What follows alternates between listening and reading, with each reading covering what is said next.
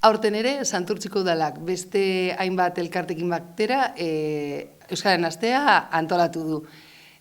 Programazio honetarako gusto ezberdinak eta adin ezberdinako ekintzak egingo dira, eta hien artean tailerrak, musika emanaldiak, bizita gidatuak eta hainbat gauza gozatzeko aukera izango dugu. Santurtziar guztiak animatu nahi ditugu, antolatu ditugun jardueran parte hartzeko eta batez ere Euskara bere bizitzan erabiltzeko.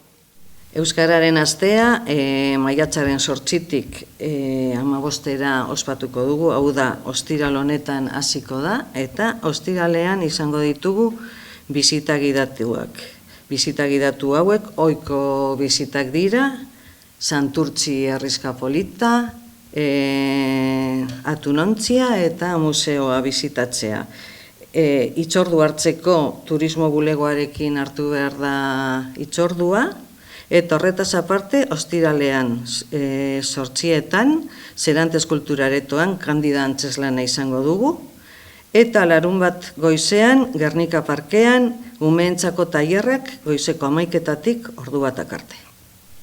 Astelenean, asteartean eta asteazkenean, hilak 11, 12 eta 13, bizita gidatu berezi batzuk izango dira.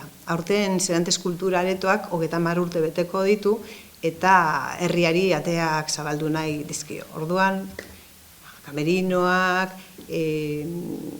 tresnak, antzesleak non ibiltzen dira euren kontuetan, hori dana ikusi ahal izango dugu, goizez eta arratsaldez. Baten batek interesa badu, jo dezala Kasatorre Jauregiko atezaintzara eta izena eman. Taldeak izan ezkero, bertan jasoko dute helbide elektroniko bat mezua bidaltzeko.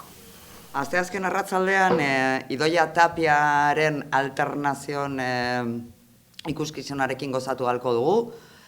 Hitzaldi performatibo dauka holan izenburu gisa edo, baina ez beldurtu performatibo horrekin, bai, zerbait ezberdina ikusiko dugulako eta zinez oso interesgarria, beraz animatzen zaituztegu arratsaldeko 7etan Kasatorren bertan eskainiko den ikuskizun honetara, bai, asteazkenean izango da, eta ostegunean antzeslanen munduarekin jarraituko dugu, eta horretarako Mamia izango dugu, Bea Egizabalekin, Bea Egizabal ezagutzen baldin baduzue, badakizue beti janzten dituela bere betaurreko moreak, eta, feminismotik hitz egingo digu, oso modu divertigarrean eta benetan barreterapia egiteko oso baliagarria izango zaigu.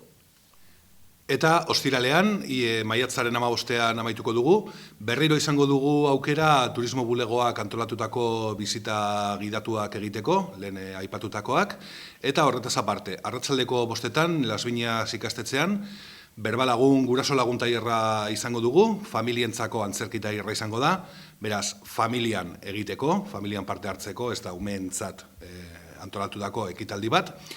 Eta, orain bai amaitzeko, arratsaldeko 7etan, Suar ingurutik, Olatuen parkearen ingurutik, kantu bira izango dugu herrian zehar Txerokiak taldearekin.